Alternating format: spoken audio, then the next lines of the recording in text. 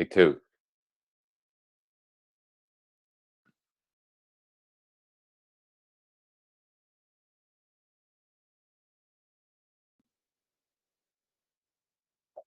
Okay.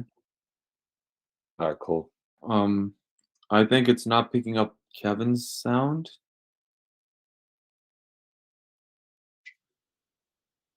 Now it will. Yep. Hey guys, sorry. It's always exciting to set up the show on the road on short notice. I flew in like literally like an hour ago. So then I had to watch the end of that game and then, get the show set up in short order. Interesting game. Obviously, the Falcons falling to the Saints, unfortunately 21-18. In a very up and down performance, right? A lot of emotions, a lot of takes. So we're going to be here to break it all down. I've got a wonderful crew here to help me do it. First of all, you know him, Alan Strk, my co-host for the Postgame Shows. He's at Alan Strk on Twitter. Alan, how are you doing today? All things considered, well, I'm not going to try to bring up the World Cup because I know this audience wants to stick to football, so I'll stick to football. And yeah, that was a bit of a disappointing game, but me personally, I'm still kind of on cloud nine after watching the greatest soccer game ever to be played. Yeah, I caught a little bit of it. I'm not a big soccer guy, but maybe we can touch on it like late in the show because it was an excellent sporting event. Like even if you don't watch soccer, it was an excellent sporting event. No question whatsoever there. Also with us, we have Adnan Ikic at Say Which Way. Adnan, how are you doing today? Doing. I was doing better a few hours ago, honestly. I was better when the Falcons were driving down by only 3, but Yeah, that's what I'm so mad about. Like, I hate to cut you off. I'm just really triggered by that. So yeah, finish your thought, please. I'm yeah, I was so just gonna triggered. say, here we are. I mean, I wouldn't mind talking about the World Cup final for an hour, but that's not what Same. people are here for. Yeah. The people are here to rant about the fact that the Falcons have now um, tied the Saints in all-time head-to-head series at 54 after the Saints have gone 24-10 since 2006. So it's been a really bad run for the Falcons against the Saints in the past couple decades or so. Yeah, it's been difficult here recently, but yeah, to me, we got to start with it's just so frustrating the end of this game. Like Desmond Ritter did not have a good game. Like no pretending. It was not a good game. I think there's a lot we can criticize outside of Ritter. I mean, putting him in a 0-14 hole immediately, that certainly didn't do him any favors. I don't think the play calling did him any favors. And then I think he was deprived of a chance for a game-winning drive by Drake London's fumble. I mean, that was a dagger. He hit that just completely key 4th and 5 pass to Drake London, and Drake London had been having a great game. To be clear, like, and then it gets fumbled, and so we're robbed of the like Ritter did not have a good game, but if he put it together on that last drive, which is something he was known for in college, like struggling early and really getting hot at the end of games, like I just it would have been so. I just feel like we were robbed of a chance for him to actually recover from his early game struggles on that drive. I felt like it was gonna happen after that Drake London catch, and then I feel like we were robbed of it. But you guys talk about that too, yeah. It was a hell of a defensive play, kind of like what the Yeah, Saints have been doing the past decade when it comes to forcing fumbles. Very fitting. They have the least amount of takeaways this season, yet they still manage to have that classic punch out that they tend to do against the Falcons. But other than that, like, yeah, I thought he bounced back nicely in the second half. But I thought a lot of it just came down to the fact that man, the Falcons were pounding the Saints into submission. Like you look at like Tyler Allgeier. Obviously, that's his best game of the season, but it was like kind of I don't know if you guys remember this one from '09. It was a Monday night game between the Falcons and Saints where like Michael Turner had to break at least 15 tackles in that game. It was like one of the most impressive individual running back performances I've ever seen in my life. Like that was kind of reminiscent. Like Algier just was defenders were just bouncing off him. And I just thought with the running game, how it was just completely taking over. I was like, okay, Ritter now will get cleaner opportunities to throw the ball. Maybe the Saints will now put more bodies in the box. And we saw him play better in the second half, but it's just look, I know it hurts, but you gotta give credit to the Saints. They made a timely play, which they've tended done over the past decade when it comes to those turnovers. Turnovers ultimately win games, and the Saints managed to do it. yeah, it was frustrating, and like, Adnan, did you have anything you wanted to add on that before we move on? I'm sorry. Um, yeah, just with Ritter, To be honest, I don't like what I saw from him overall until the very end. In the end, he looked a lot better, and he looked like he was settling in, and I think Arthur Smith did not help him at all with his play calling in the first half. We predicted it on the Wednesday show that, you know what, I figured that first play of the game, he may go deep just to catch the Saints off guard. Yeah. I liked seeing that. I did like that. I did like that too. Yeah. I liked it. I didn't like going deep the next two passes as well because it's like, all right, you didn't catch them off guard there. And every single they didn't give Ritter any easy throws. They didn't give him anything to establish a rhythm. It was just go out there and just, try to catch them sleeping deep. It didn't work out. I think had they run the ball in the second half the way they did in the first, or had they run the ball in the first half the way they did in the second half, I think that the result would have been different overall. But in the end, Ritter looked like a rookie. If you're ever going to give anyone a pass, it would be giving him a pass with his first game ever being in New Orleans. But he was learning from his mistakes toward the end. He wasn't forcing it as much. And on that last drive, I think he could have really been established as a hero, so to speak, because the Falcons were already in field goal range. If Drake London goes down, like the Falcons are at the very least in field goal range, down only 3, and London cannot fumble that ball. Like, Yeah. like the Saints, I get it was a hell of a defensive play, but you have got to hold on to that ball if you're Drake London. Like I've seen people tweeting at me that, oh yeah, he's just a rookie, it happens, but there's a difference between rookie mistakes where it's like, Ritter trying to feel out an NFL defensive line speed for the first time going through his reads. And there's a difference between a mistake that you'd get chewed out for even in college. If it doesn't matter. Like, it doesn't matter how long you've been in the game. You know that you have to hold on to the ball. And yeah, in the end, the Falcons essentially fumbled the game away when they at the very least should have, tied it at the very worst there because you were in Younghoe Koo's field goal range. So that's just super frustrating. Like I would have rather lost this game not having been that close than what we saw, because Tyler Allgeier definitely deserved to win today. That he put on. God, I don't remember the last time a Falcons running back had a performance like that. Yeah, I think what was it, like 7 or 8 third down conversions? Like, Yeah, he had a great game. So big shout out to Tyler Allgeier. They weren't he put all the team, third and shorts either. It was like 3rd and 4, 3rd and 13, like 3rd and 6. Like he was converting all. Yeah. So great game by Tyler Allgeier, and I like the fight from the team to fight back, down 14-0. They definitely put themselves in position where they had a chance to win this game, and they just didn't do it. And like I said, I was upset that we didn't get to see Ritter have a shot to at least tie the game there because of the fumble by Drake London. But this team's not there yet. This was Desmond Ritter's first start, so let's put everything in context. Like, I know people are saying we're being too harsh on Ritter, and I don't think we are. Like, we're not saying he needs to be benched or we need to go back to Mariota or anything like that. Like, I think for all of us, this isn't too far away from what I was expecting from Ritter. I think this was I think if he had the chance to like make this comeback, it probably would have ended up about where I thought. Like, not great, but made enough plays that this team had a chance to win. And we've said it, like, the first half was not great. I don't think the play calling did him any favors. I think they were way too aggressive with him, and Ritter loves to take shots. That's sort of his thing in college. They love to go after the one-on-ones, and he's going to throw those. And that's something that I don't think, like, you can't hate Ritter's game today, right? And hate Mariota's game, because they're completely polar opposites. Ritter today threw the ball into tight windows to a fault even sometimes. Like, he did not throw the ball away. He did not get rid of it. He did not run out of bounds more than a few times. Like, he threw that ball into tight windows with accuracy, I thought. And I think there were some good plays by the Saints. There were a lot of pass breakups by the Saints that were well-thrown balls by Ritter that were just defended very well by the Saints.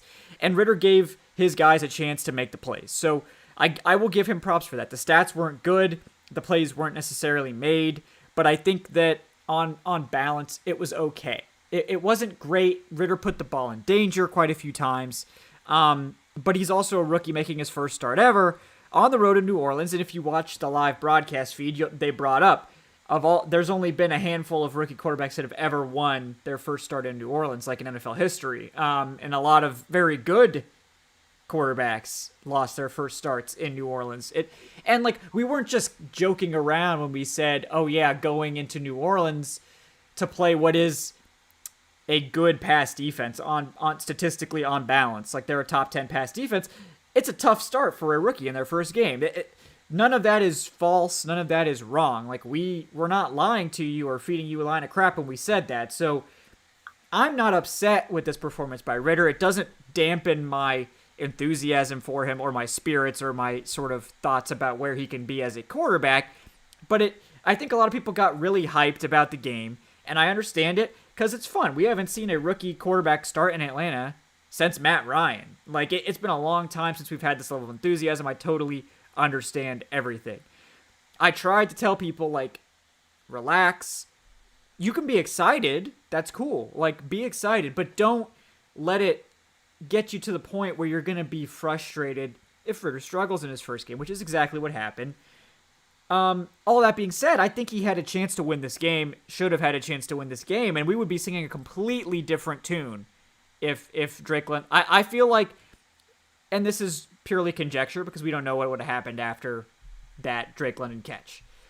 I feel like he was leading them on a game-winning touchdown drive. That's my personal opinion. We have no idea of knowing if that would have really happened, and would the defense have protected the lead after that? Who knows? But, so, like, I'm not saying he played bad. I don't think he played good. I think it was a seriously up-and-down performance. But for a rookie in his first game, on balance, I'm fine with it. I don't think it's, like, alarmingly bad. I don't think the accuracy was poor. I think he took a lot of shots. I think he took a lot of tight window throws, some of which I would not advise for most NFL quarterbacks. But if you were tired of Marcus Mariota not taking the chances, not putting the ball on target, not doing these things, you shouldn't be upset with Ritter for doing these things and just have them not working. Like, this style of play is going to open you up to more potential interceptions. It's also going to open you up to more great plays, and he connected with London on a number of what I thought were very good tight window throws, and that's the type of receiver London is. He's got to hold on to the damn ball. Like, I mean, that's something, but other than that, I mean, it is what it is. But on the whole, I'll give you guys each a chance to sort of weigh in, because this is sort of the big topic now that the Falcons are more or less officially eliminated from contention with this loss. Alan, I'll go to you first. On the whole, what do you think about Ritter's performance, given your expectations going into this? Expectations weren't particularly high. I just thought maybe the decision making was better. Because one thing you've heard about Ritter is just how much of a high football IQ, great communicator, and we all know how good his communication was. Because obviously the New Orleans is a hostile environment, this for on the field, and I assume he does have the locker room support. But I just thought his decision making, not even as just a thrower, just when it came to not even handling pressure either. It's just whenever the read wasn't there, he always seemed to be going right into the offensive lineman's back. Like, he wasn't moving laterally. He just kept moving vertically. It's just like, you keep running into these offensive linemen, you're going to lose your balance or you're going to get run to a sack. And it happened like multiple times, ironically, on third down. So I just think his pocket awareness was the most disappointing aspect of his game.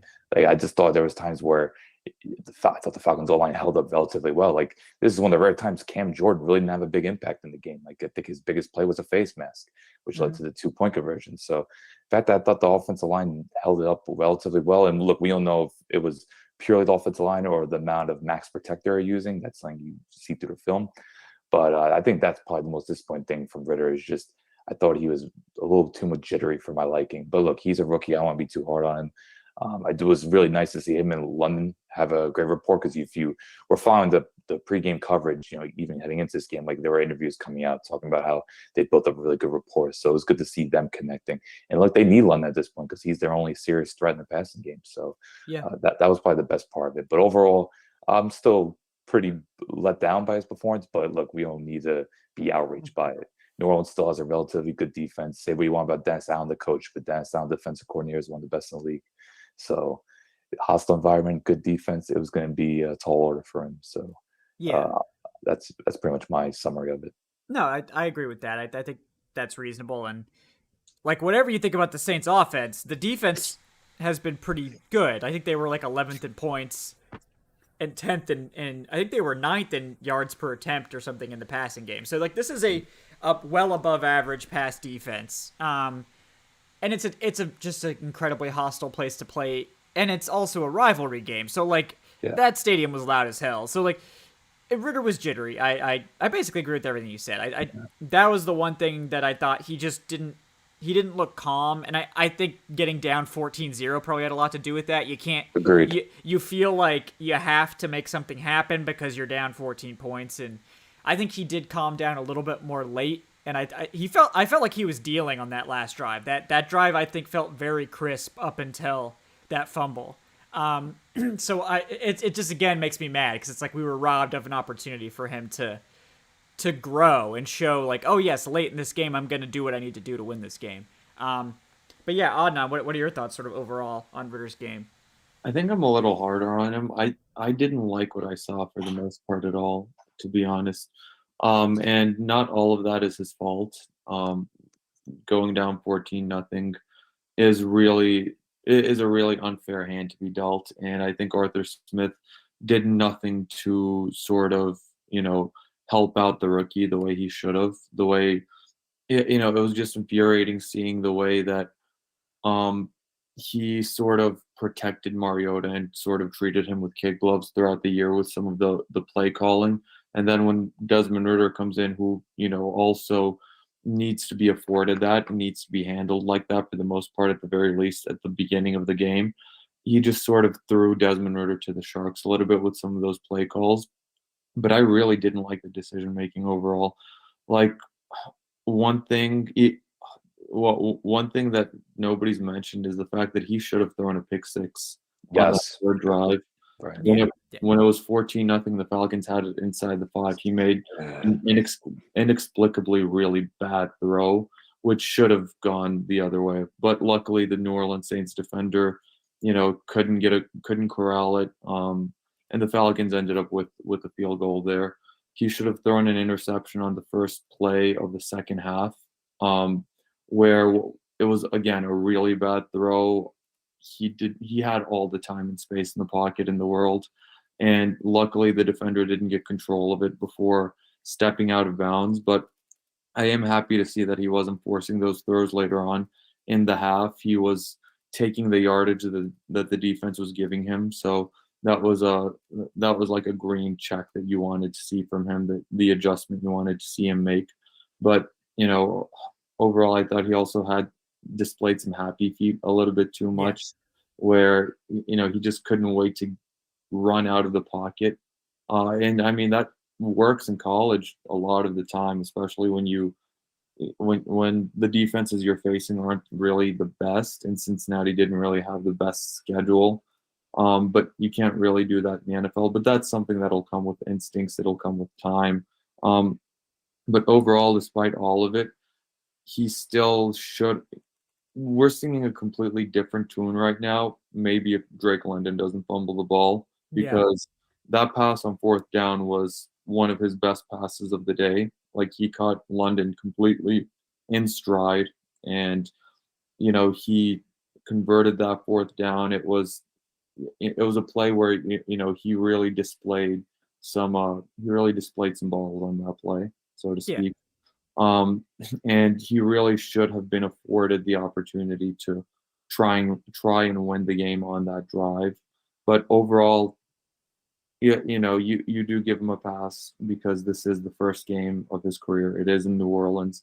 This is why I was screaming it on the live show for weeks that I wanted to get him in the game in a home environment preferably against the Bears after that Panthers game. Yeah. But instead we waited to throw him out there against the Saints, which wasn't really super fair to him either.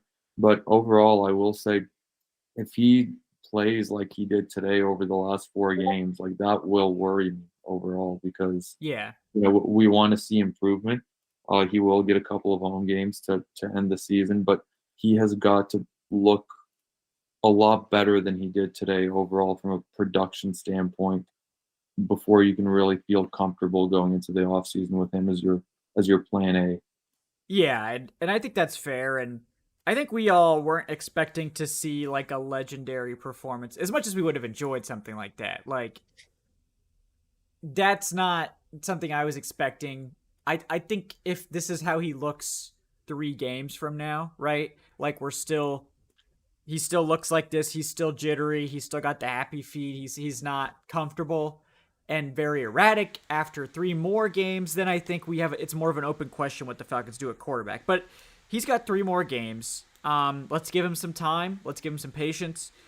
There's so many tropes with this, right? You could go back to Peyton Manning had a horrible rookie season, that sort of thing. Like, we don't need to go down that road, but like give the guy a few games before you start panicking, and give him an opportunity to grow. He's got a tough game next week against Baltimore. That one's just as tough in terms of the defense he's going to be going up against. Probably an easier game against the Ravens, against the Cardinals, and then, we get the Bucs, and that one's going to be really important. But the pressure of the playoffs is no longer realistically there, no matter what happens with the Bucs today. It would be great if they could beat him, but if they could beat the Bucs, certainly. But, we'll see. But at the end of the day, I just wanted to see... I wanted to see him look different than Mariota. Like, what I wanted was I want someone to attempt these tight window throws, and I want to see this passing game be more aggressive. And I think we did see that. Like, that's one thing I'm really proud of him today was he was willing to throw those tight window throws. Like, sometimes to a fault, right? Like, you talk about the near interceptions and the pick six, like the almost pick six and that sort of thing. But he did not shy away from that. And that was one thing Mariota basically refused to do, was to give his receivers a chance. And Ritter perhaps did a little too much. But this passing game can't function if you're not willing. The NFL, you can't be an NFL quarterback if you're not willing to throw those balls. And Ritter clearly is willing to do it. He just needs to get a little more comfortable, get a little more settled. And, like, he looked like he had connection with Ritter, Ritter looked like he had connection with Drake London, but the chemistry with the other receivers just doesn't seem like it's all the way there yet. So hopefully that'll come over the next few games as well. But on the whole, it was okay. Not great, not awful, okay. And we're going to move on, to next week. He'll have another week of practice as a starting quarterback, which you can't really replicate that either, right? Like, if you're not the starting quarterback, you're the scout team quarterback. So let's see how he looks. And we need to talk about the defense too, because that's a whole other mess. And there's a lot that happened, obviously, immediately prior to the game, which leads me to give the defense a little bit of a pass in this one, but we'll get to that. I do want to read off some donations first before we move on to the defense. And of course, we got to give Tyler Allgeier his flowers, because that man's a goddamn hero. We got Nico with the $3. He says, Kevin, on a scale of 1 to 10, how pissed off were you at Arthur Smith's play calling today? For like the first 3 quarters, it was like 7, 8. The last quarter I thought was better, so I came down to like a 5. But those Felipe Franks trick plays, just throw those out, man. Throw those what are we doing? It's not enough to have your rookie quarterback just making his... No, you have to make him do all this stupid shit with Felipe Franks. Can we do a team investigative report for the last 2 seasons? Has any design play for Felipe Franks either gone more than 2 yards or not a negative play? I've never seen a Felipe Franks play go for a notable positive gain in the 2 years he's been in the league. Yeah. At some point, when does the experiment stop? It should have stopped last year. It should have stopped a while ago. The best time was last season. The next best time is now. So honestly, I truly think that what didn't help was Taysom Hill making plays and making that 60-yard pass, and then Arthur Smith was probably oh well, I have my own version of that.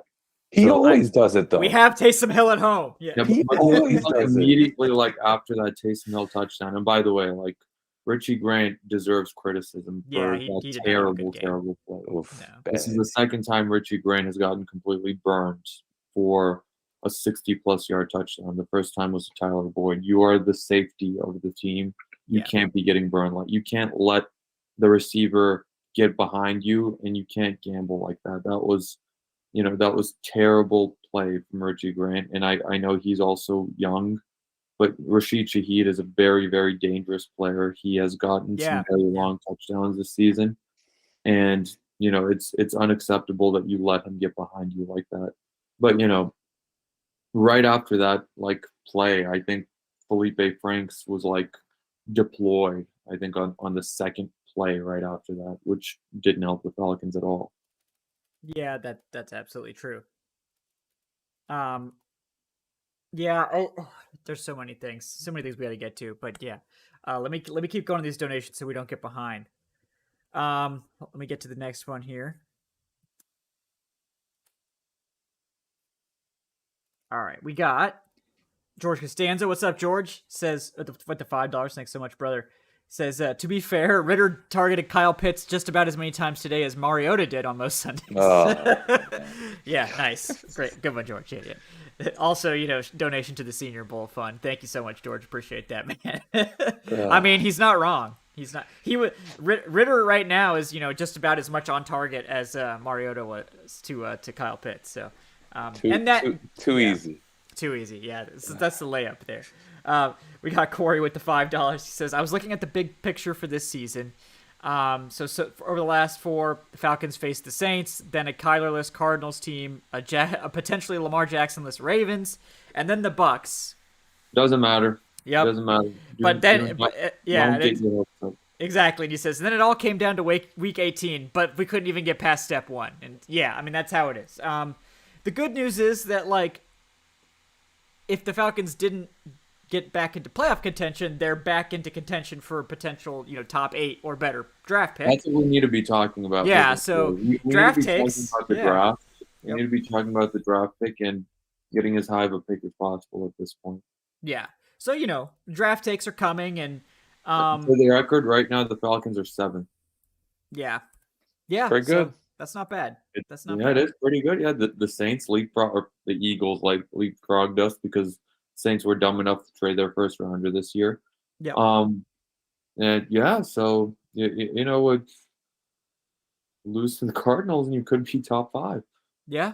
Hey, good point. Good point. Yeah, I mean it's yeah. It's a difficult spot, but the good news is if the team struggles, they'll have a better draft pick and they'll have opportunities to get players. And like you guys all know, you've heard us talk about it. The Falcons are working with 60% of the salary cap this year. They will have, after releasing Marcus Mariota, I believe they'll have the most cap space in the NFL next year.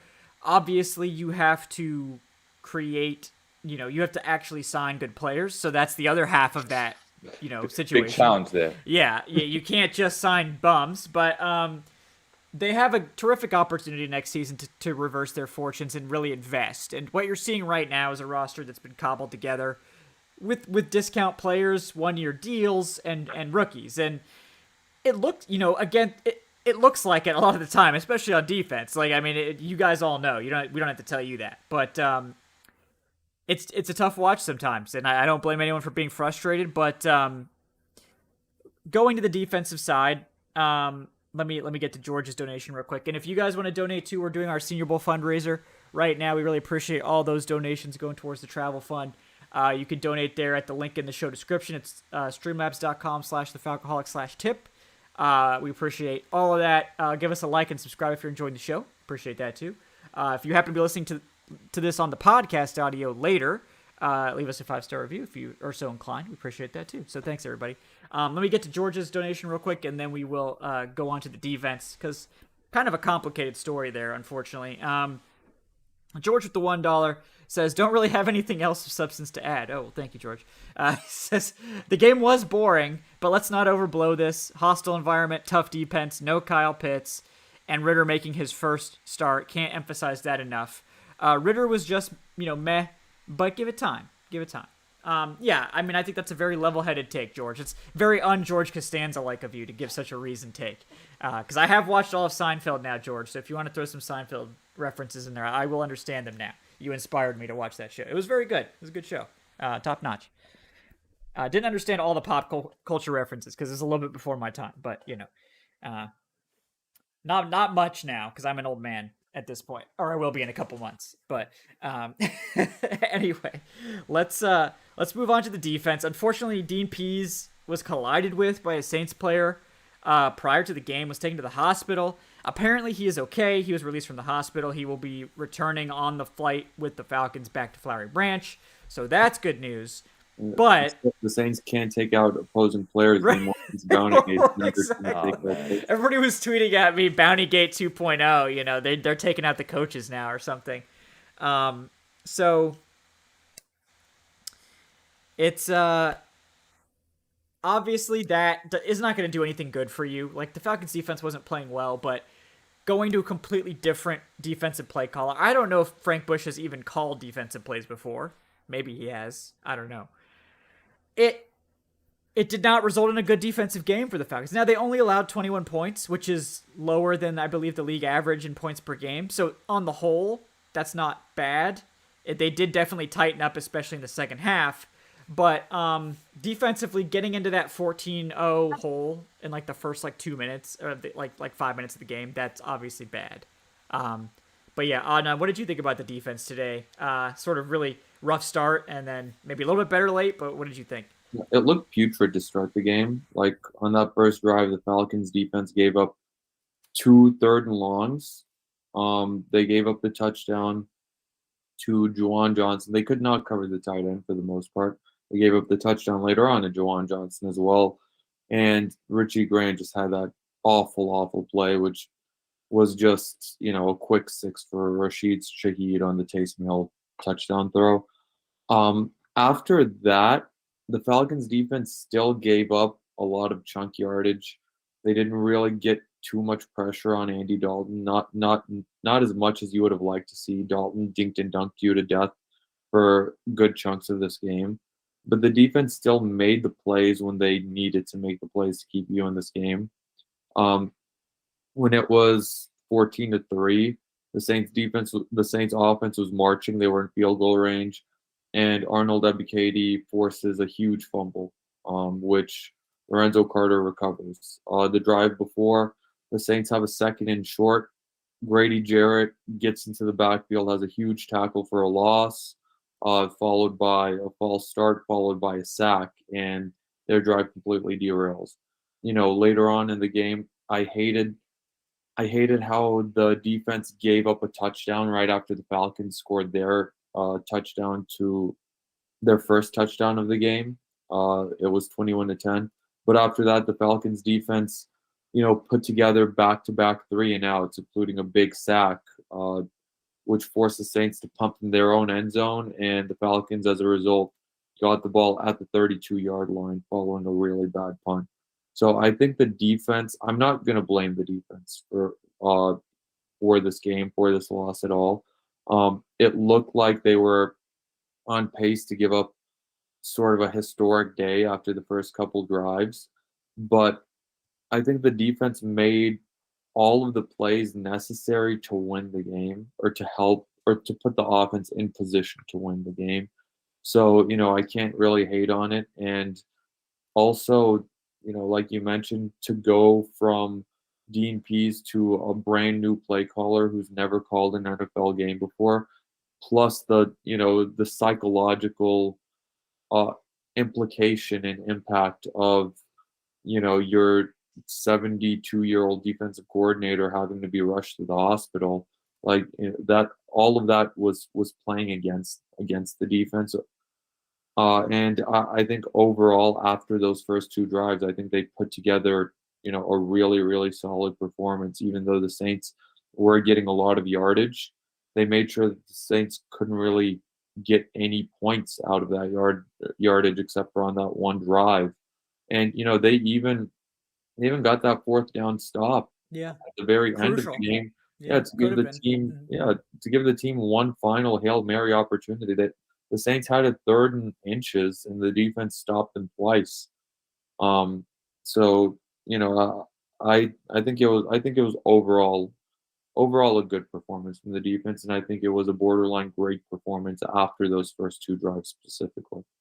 Yeah, and I agree with you there. It's like I feel like the defense this year we had such low expectations, and like they haven't been like good ever, but I think it's basically been like pretty much every single game they've given the Falcons offense a chance to win. Like without fail, for the most part, this is a group that has basically given the Falcons offense an opportunity to win the game. Maybe not with a lot of time, maybe not with a great field position or anything like that, but like they have given this team an opportunity to potentially win the game. And that's about all you can expect from this. I mean, like if you did the math and looked into how much money's invested in this defense, I bet it's comically low. Oh, it's bottom of the league. It's like Yeah. them and then Detroit. Yeah.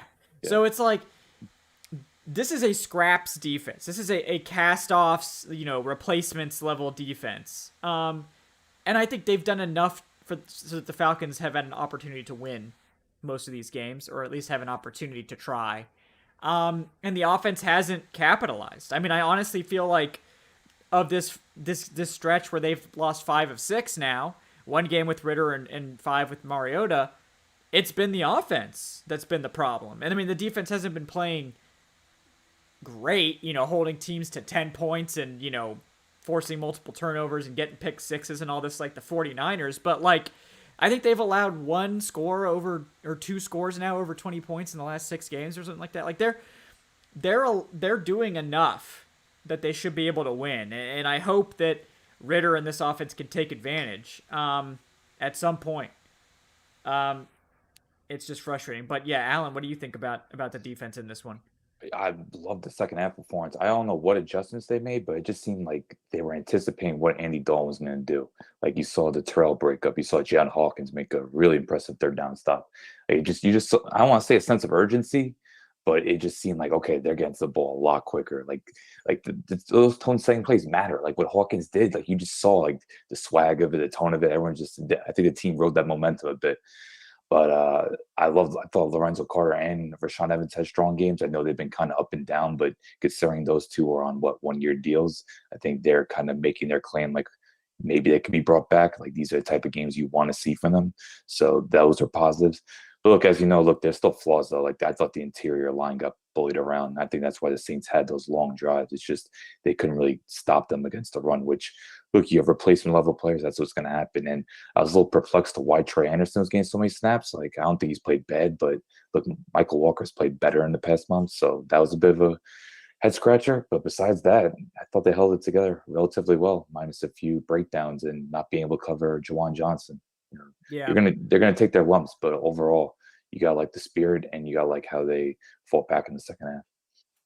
I agree. I think it on balance, like it was early on. It was sort of shaping out to be like one of those like it's going to be the defense giving this up, but they rebounded well. And then it was sort of up to the offense to get back in, and they did get back in. They just couldn't quite get over the finish line, and it was frustrating. But yeah, sort of And is then what it is. I got to mention the 3rd down sacks multiple times. Yeah. Like they had Yeah. Rashaan Evans coming like from the B gap, just swinging in, and like him and Grady Jarrett had that chemistry. Lorenzo Carter had the edge pressure. Like, look, I think it's disappointing that Ebiketie and Malone aren't quite doing much as edge rushers, but at least you're seeing contributions elsewhere because we've seen so many games this year where the pocket's perfectly clean. At least this game they caused some disruption.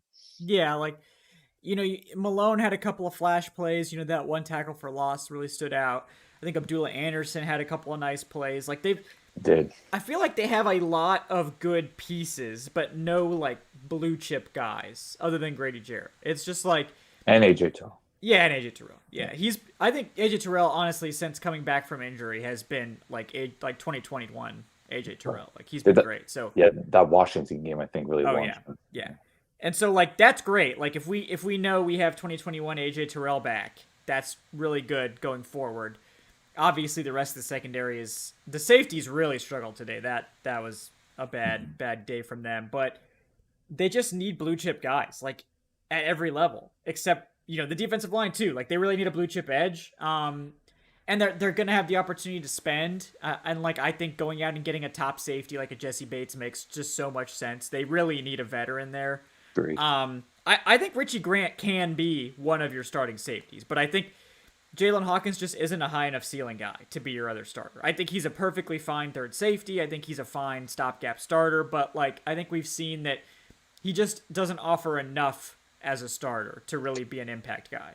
Misses tackles too. Like he had yeah. a couple of bad misses, and it's just those are the types of things that are frustrating, especially against a team that likes to create after the catch. They have those playmakers. Yeah. So they need, and then at linebacker, like I agree, like Troy Anderson hasn't been playing well. I think they're making a concerted effort to get him more snaps in these final 4 games under this, kind of under the idea, like we've said, like they're more or less out of playoff contention, so you want to get your young guys snaps, and he needs the snaps. And it's like, at least with Anderson, you see the flash plays. Like, he'll have some crazy athletic play, and then he'll just take bad angles or not drop far enough in his zone or whatever. So it's like, those are things that are correctable. Like, since he's such a great athlete, you know that, like, oh, we can coach him up to take better zone drops and coach him up to take better angles to the ball and fix his tackling technique. You can't coach his 10 out of 10 athleticism. So, like, we can get him there. And, like, I think with this coaching staff more than some other ones, I have confidence that they can coach guys up.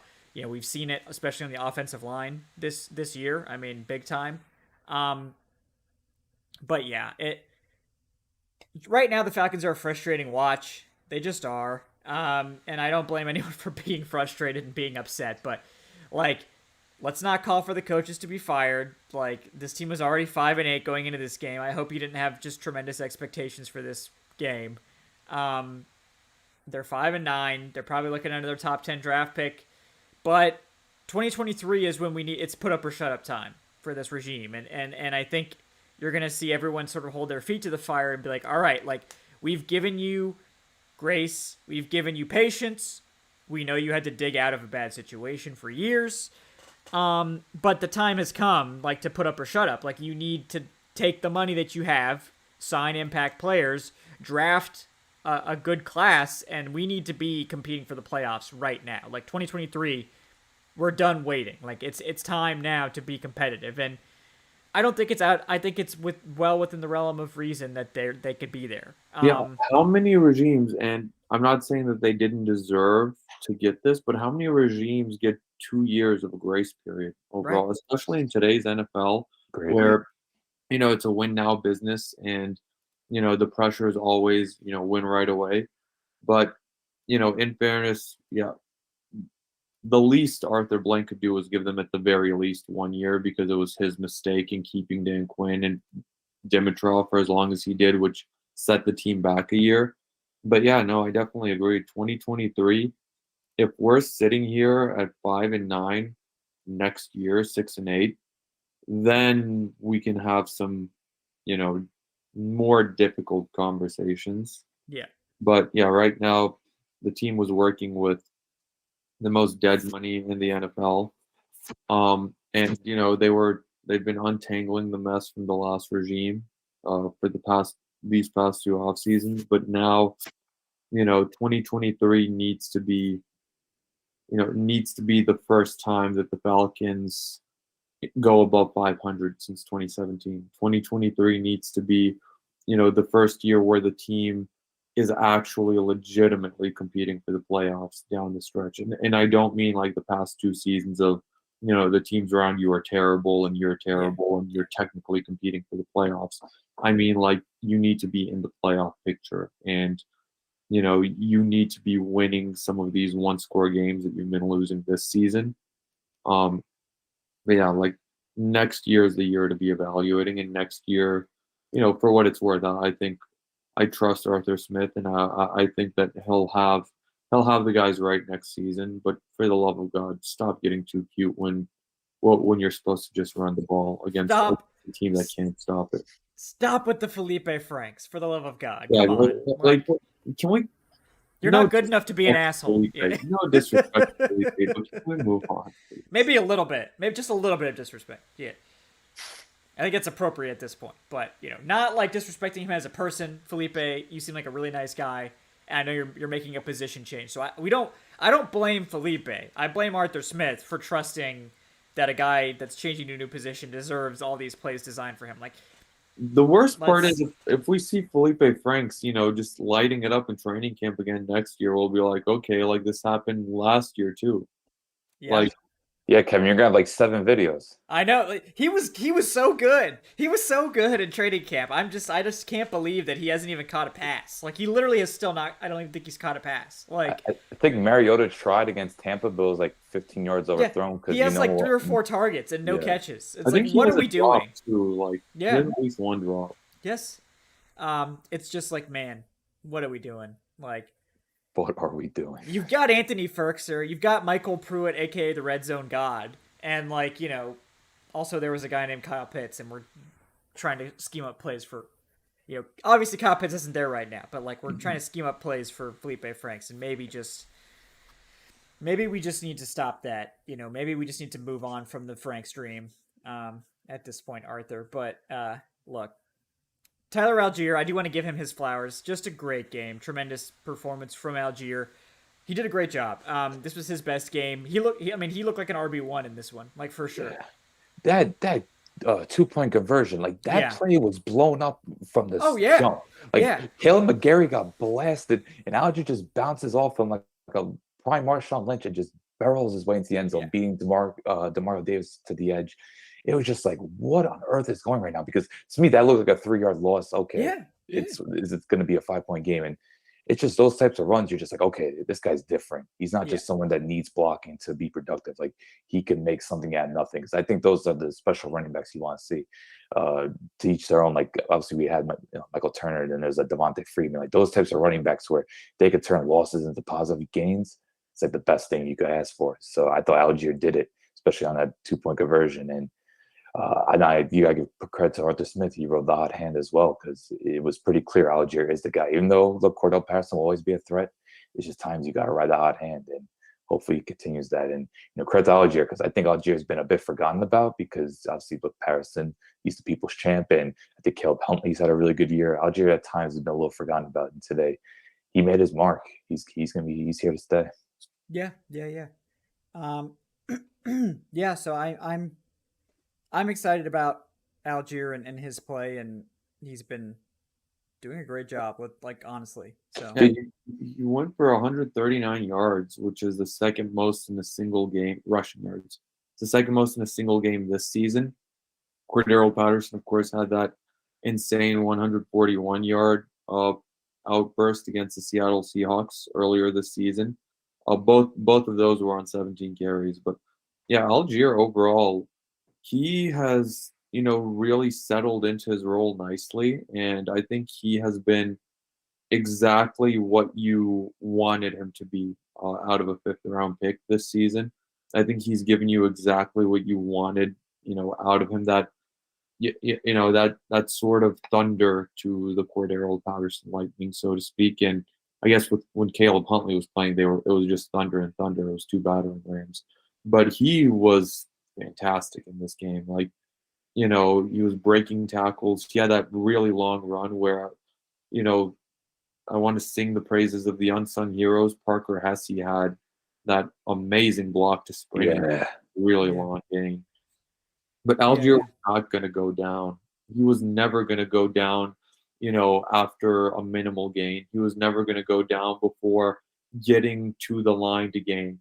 Every single time that the Falcons needed a certain number of yards, Allgeier got either that many or one more whenever it was a 3rd down in question. And honestly, I'm really happy that one of these, 4th to 5th round running backs that the Falcons have loved to take for years, since 2017, 2018. I'm happy that one of them has finally started to pan out a little bit, because none of the other ones have panned out. Like the lists of, I can read you out the names. Since 2017, running backs the Falcons have gotten on day 3. Yeah, Ito Smith. I know Brian Hill. Brian Hill in 2017. Ito Smith was a 4th rounder in 2018. Quadri Allison was a 5th rounder. Quadri, yeah. So that's 3 years in a row of just drafting essentially busts with 4th and 5th round picks at running back. I mean, no disrespect to those guys, but let's be honest here. I thought all of them had promise too, which hurts. Maybe not so much Brian Hill, but I love these meetings. They did. Hey, never forget that Brian Hill Week 17 game against Carolina a few years ago. But yeah, Tyler Allgeier, like I think he has had more production this season than any of those guys have ever had in their NFL. No, I think he's second in yardage for a Falcons rookie running back, like all time. Yeah. He has over 650 yards or something like that. He surpassed Jarius Norwood today. Yeah. That's so shout out to Jarius Norwood. That's a blast from the past. Yeah. No, I mean, go ahead. I forgot who the number 1 running back was on that list. They showed the graphic. Was it William Andrews? I think it was William Andrews with I think so. Almost 1,100. So yeah, that's gonna be hard to beat. I don't think it was T.J. Duckett. As much as I love T.J. Duckett, I don't think T.J. Duckett. No, I don't think that was his rookie year. Yeah. I think it was William. I think Andrews had nearly 1,100 as a rookie. Yeah, I think that was what it was. So I don't think Allgeier's catching him at this point, but it's nice to see that. And Caleb Huntley, for those questioning why Caleb Huntley wasn't playing, he was declared out with an ankle injury after his first or second carry. So I'm concerned that he has a serious injury because he was declared out immediately. So we'll have to monitor that, but that's why Caleb Huntley wasn't playing. So maybe we'll call Damian Williams back. Damian Williams got cut. He has the freshest legs in the NFL right now. I know. We're going to get... Finally, Damian Williams will come in. I love the report of, he's cut. He's healthy and he has fresh legs. I would hope he has fresh legs. Shit. He has fresh legs. I would hope so. He has as fresh legs as we do this season. He has 2 carries. Yep. All right, guys. Well, let me read off our last few donations here. Thanks again, everyone, for donating. We got Corey with the $1. He says, picking 7th overall puts us in range for guys like Peter Skoronski, Osiris Torrance, and Keely Ringo, maybe even Paris Johnson, the offensive tackle. Yeah, I mean, I think Osiris Torrance is a guy that's probably going to go later, but yeah, I mean, he's probably the top guard. Keely Ringo is definitely someone to consider, but to me, it's if they're picking at 7, I mean, Peter Skoronski is definitely on the list, Paris Johnson definitely, but to me, it's Brian Brzee is probably who you're hoping for at 7, the defensive tackle from Clemson. Just a total physical monster, absolute unit type of guy. So that to me is who I'd have circled there. Maybe one of the edge guys like a Tyree Wilson or Miles Murphy if he falls, perhaps. I know everyone's afraid of Clemson edge rushers, so whatever. But yeah, those are the guys I would scout the player, not the helmet, folks. There you go. Yeah, great words of wisdom there. Yeah, definitely. But yeah, those are who I'm looking at. And Corey also says with the $1, so tired of watching Taysom Hill take the ball in shotgun and run us over every time.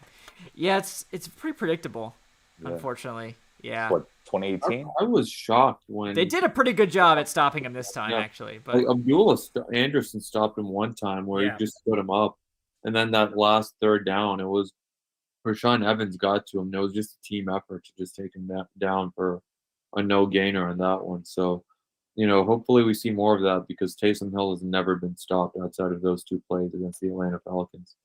Yeah. So it's he's still got that big contract. They'll be paying him for a while for those plays against the Atlanta Falcons. So he's there. There's a shit ton of dead cap that just every other player on their roster. They can't. Oh my god! It's I think when Fontenot came over, we were like, oh, I wonder if he's gonna run this like New Orleans or if he's gonna. He actually doesn't. Yeah, and it was going to. Yeah, and it's actually no, he actually doesn't want anything to do with that strategy. That's not him at all. That's why he wanted to leave. Yeah. Actually, he was probably the dude telling Mickey Loomis don't do this. Stop. Mickey, stop. He's already dead. And they just, they kept restructuring. By the way, I don't know how they're gonna get to a point where they can sign their own draft structures.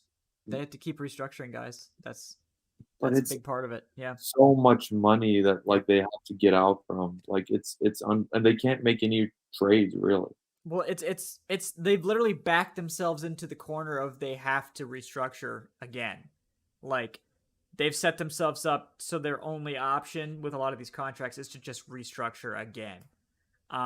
It's just it's dark. Like they can get under, but like there's not really any good, like trades won't work for a lot of these contracts. Like cuts won't even work for a lot of these contracts. They have to restructure to create savings. So it's pretty like I just don't understand why they did it again this year. Like this would have been the perfect year for them to be like, okay, we don't really have our quarterback.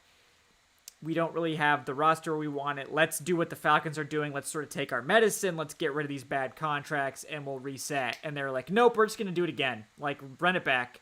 We're perfectly fine with Jameis Winston as our And the result, yeah. and I get it, we just got swept, so we can't really talk much shit, but the result is the exact same record as the Falcons this season, and their worst record since what, 2006, since the Sean Payton era. Yeah. Yeah, like guys like Michael Thomas, next year will be $28 million cap hit, and you can't trade him because he has a $25 million dead cap hit. Yep. So, you're sort of stuck with him, and like they have to keep restructuring him, keep pushing that money back, and, it's just every one of their guys is like this. Yeah.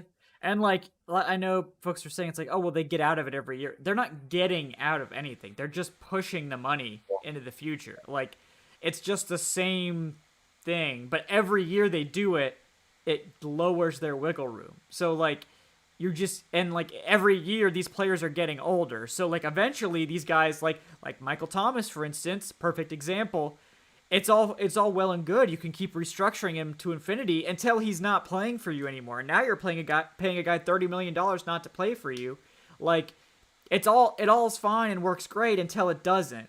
And that's exactly what's happening right now and will happen probably next year as well. So yeah, and also this past offseason they did start paying for it. Like they had to trade Teron Armstead, for example.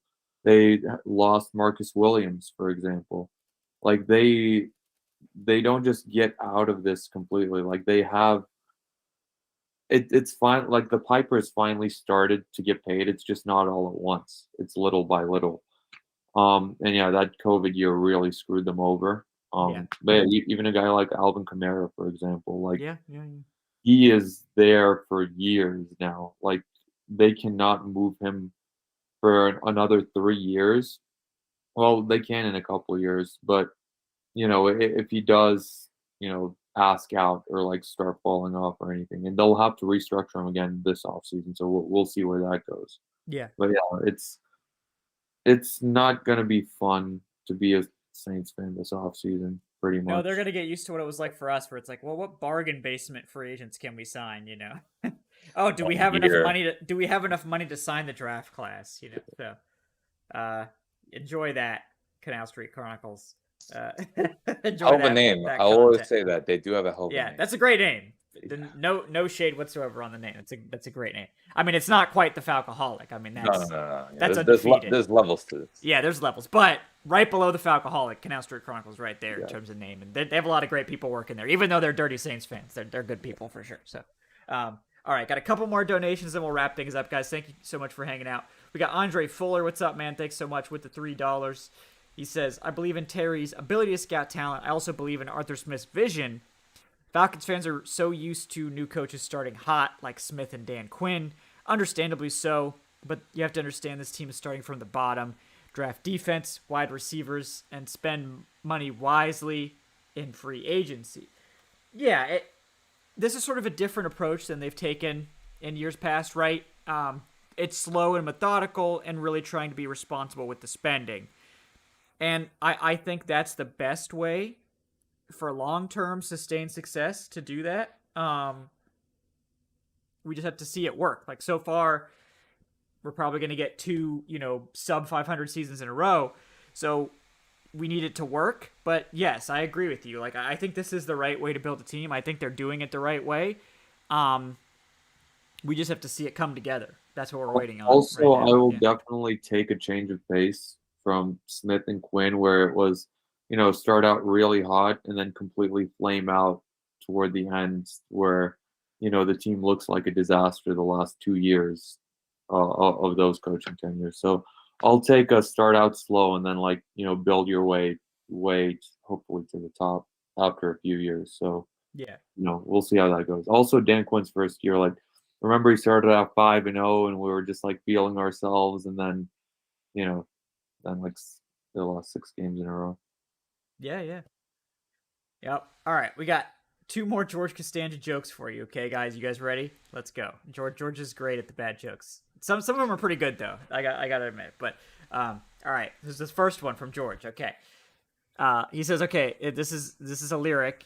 I if you're a Falcons fan, I feel bad for you, son. We got 99 problems, but 33-point blown lead ain't one. So you just gotta stick the knife in on Matt Ryan there, George. That was the biggest comeback in NFL. Yeah. That beat circling the wagons as the biggest comeback was for. Poor Case, man. Poor I hate this for Matt Ryan. His legacy, no matter good or bad, no matter what, is going to be those 2 games. Yeah. Shout out to Sarah Ryan for the tweet of the day. Matt Ryan is a wonderful wife, at least, and she. Yeah, Sarah Ryan's awesome. Yeah. I loved Sarah Ryan calling out certain bad actors on Twitter for their unsubstantiated rumors as well. This is also very Sarah true. Ryan's the GOAT of Twitter for sure. But the good news, Kevin, is all of his other predictions have come to fruition. They certainly have.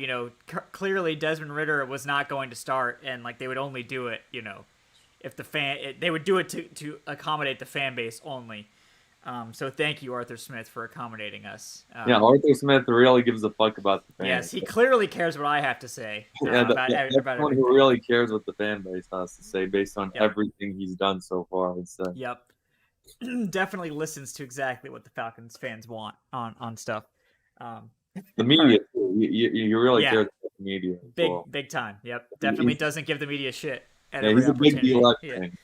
No, they give us access. So, shout out to the Falcons. We've had no trouble getting credentials for anything. So shout out to them. But I'm not gonna lie, Arthur Smith can disrespect the media all he wants as long as he can go to training. As long as we get to go. Yeah, I mean, if you want to talk shit to me, that's absolutely fine, because I talk shit about them all the time. So if they want to say my coverage sucks, that's absolutely fair game. So they haven't said that, to be fair. They've been very nice to me, actually. But, it would be okay if they didn't like what I wrote. If they wanted to say it sucked, that's fine. Yeah, that is fair. All right, we got one more. He says, Matt Ryan was making my George says, Matt Ryan was making my Jersey Mike sandwich for me. I ordered the foot long, but he only put the Philly cheesesteak and cheese on half of it. I said, what the hell, bro? He told me I don't do the second half. All right, get out of here. Thank you, George, though. You know this. Yeah. Look, if we don't read his bad jokes, who will? This is unfortunately true. Yeah. No, thank you everyone that donates. So we really appreciate you guys. Thanks for hanging out and trying to make light of a tough game. It's better when we get to process it together, have our little group therapy sessions here. And I appreciate my co-host for chipping in as well. First of all, Alan Strk at Alan Strk on Twitter. Alan, anything you're working on you'd like to plug? Definitely do another roundtable this week, and maybe try to focus on the defense more, because I know it's our website the past 10 days has been everything Ridder, so maybe it's best to distance itself and give the readers some variety of content.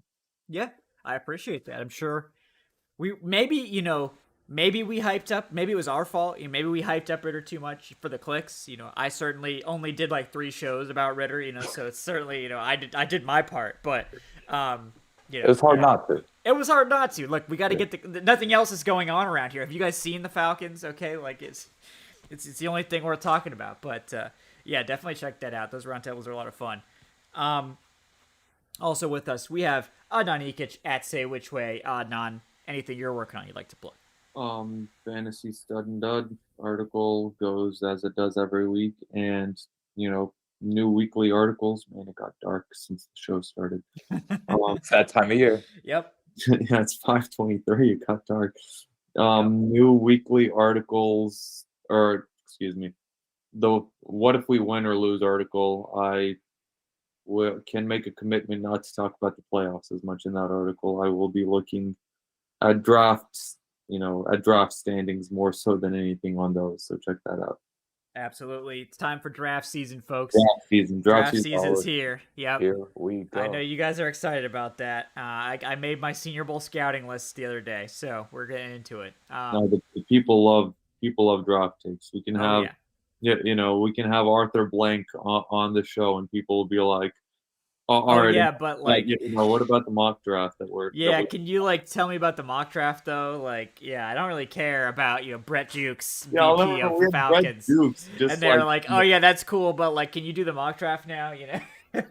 Man was giving us like insights that nobody else knew, and everyone's like, all right, enough of this. Like he was like literally like, oh yeah, by the way, the red helmets are coming back. Like months before it was reported, and everyone was like, yeah, but can you like tell me who we're picking at 8? Like that would be great. Yeah. What slot corner should we look at? Yeah, exactly. So 7th round picks. Who do you guys like?